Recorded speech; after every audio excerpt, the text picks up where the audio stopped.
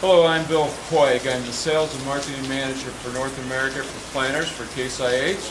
And today we're going to have the opportunity to talk a little bit about our new twin row planter, the Case IH twin row planting system. As you look at it, and if we want to really focus this on strip tillers and no-till folks, this really gives you an opportunity when you're restricted to a certain row spacing to allow you to take advantage of the increased populations that seed companies are moving toward with their new genetics and varieties. This will allow you to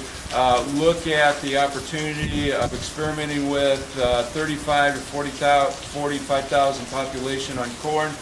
and by giving you an 8-inch spacing on a 30-inch centers, it allows you to place the crop in such a way that you get more placing and spacing for that plant so you can better utilize your sunlight. So as we talk about population,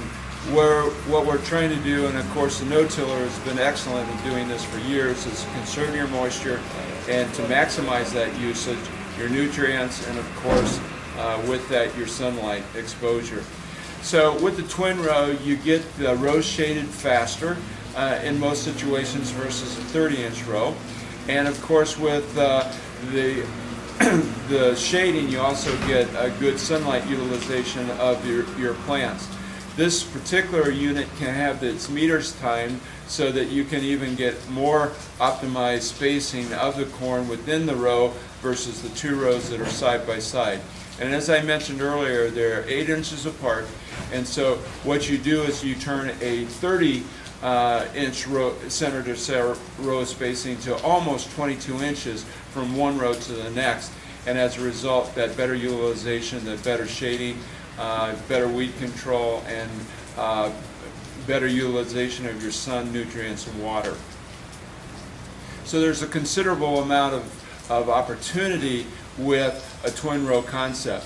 Now, if you're looking at going with these higher populations on a longer period of time, and you decide that's the right thing for your operation, I think eventually then it would probably behoove most users to take a look at going to what I'll call an ultra narrow row planter, and that would be something in the 15, 20, or 22-inch row spacing, and then using something like an early riser with its agronomics to really optimize your yield potential. This particular unit, though, that you see behind me has really been designed to take advantage of things that of what a conventional row unit does today. You'll notice that we make standard equipment for the no-tiller, the auto down pressure control with its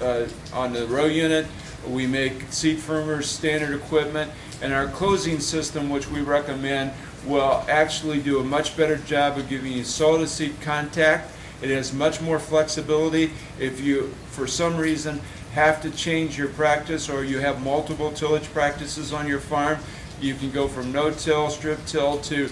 even conventional till with the type of system that we'll recommend for you. And of course, we understand we make standard equipment what others make optional because we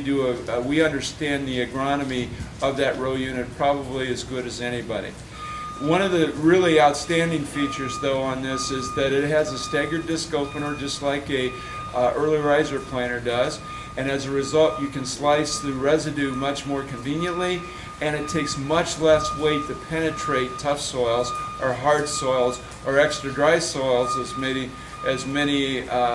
some of you would be coming off of during this dry year. So overall, when you add that staggered disc opener, the automatic down pressure on the row unit that gives you both up and down pressure, and it does it very, very quickly, almost instantaneously,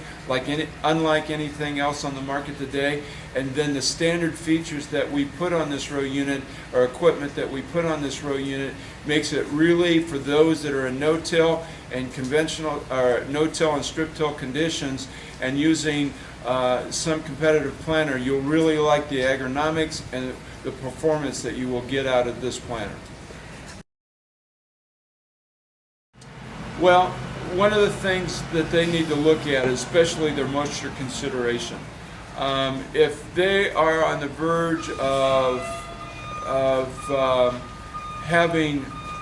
if one of the reasons they're doing this is to conserve moisture and they don't have a lot of rain fall during the year, as you increase populations, the demand and draw on moisture become much, much higher,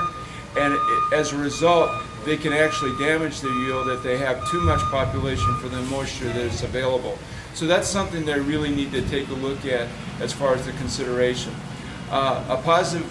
look at the consideration is that this system is set up so that it can put down dual rates of fertilizer. So if you want to do a pop-up to get the stuff up out of the ground and put on your nitrogen at the same time, you have that capability with this planter. And so as you look at it, population is going to be the biggest one, and then you have to look at your moisture conditions, and depending on what kinds of moisture conditions that you have, determine whether or not increased populations are going to be advantageous to you.